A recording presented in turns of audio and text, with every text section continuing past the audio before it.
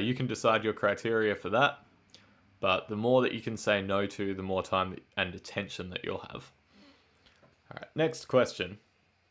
How do I handle rejection and setbacks in my music career? Well, one of the important things about that is that it happens to everyone. You know, part of the reason that you'll feel bad about a rejection or a setback is because you think that it's unique to you, and you'll think that you are a bad person or a lesser person, and that you being rejected or getting this thing wrong is a reflection on you and it makes you a bad person. But it happens to everyone. You know, some of the best people that I know have had some of the harshest rejections that I know of. And it's nothing to do with them as a person. It's just a fact of life that it will happen. And so, you know, remember that it happens to everyone and do what you can to avoid it. But, you know, regardless of how much you prepare, you know, there's always going to be misfortune that befalls you, right? Like, you know, the Buddhists figured this out, you know, a couple thousand years ago. They're like, all life is suffering.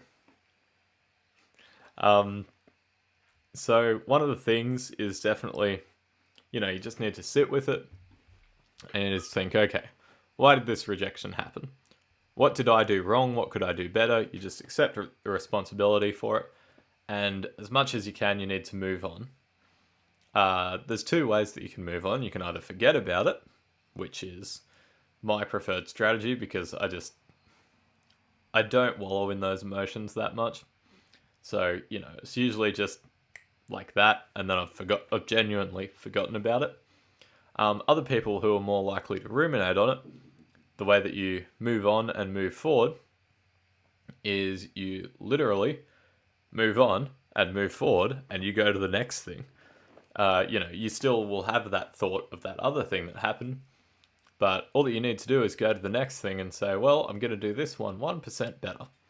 Right, I've taken responsibility for the thing that went wrong last time. I'm just going to do a little bit better. And, you know, that'll happen. You'll do a little bit better. And you just keep doing that. And then eventually, what won't happen is you won't forget about it if you're that kind of person, which is fine. But what will happen is that you'll be so far ahead of it in the sense that you would go, well, if that happened to me now, then it wouldn't even matter because I'd be able to handle it. Right? Like, let's say you audition for Metallica, right? And then you don't get in. Surprise, surprise. But then you really ruminate on that. But then you start auditioning for all these other bands. You make your own band. It's the world's most successful band ever. And then, you know, you go back to and you think about it and you're like, well, you know, if Metallica had auditions now, I know that I'd get in, but I wouldn't even want to. And that's usually pretty effective for that type of person. So handling rejection and setbacks, it's going to happen. You're not special that you got rejected or set back. It just happens, and it's not a reflection on you. It's just a fact of life. Number two, if you can, just forget about it. It's not doing you any It's not doing you any favors sitting there and going, oh, that one time. Blah, blah, blah, blah. So, you know, forget about it if possible. And then if you can't forget about it, then just go and do something about it. Literally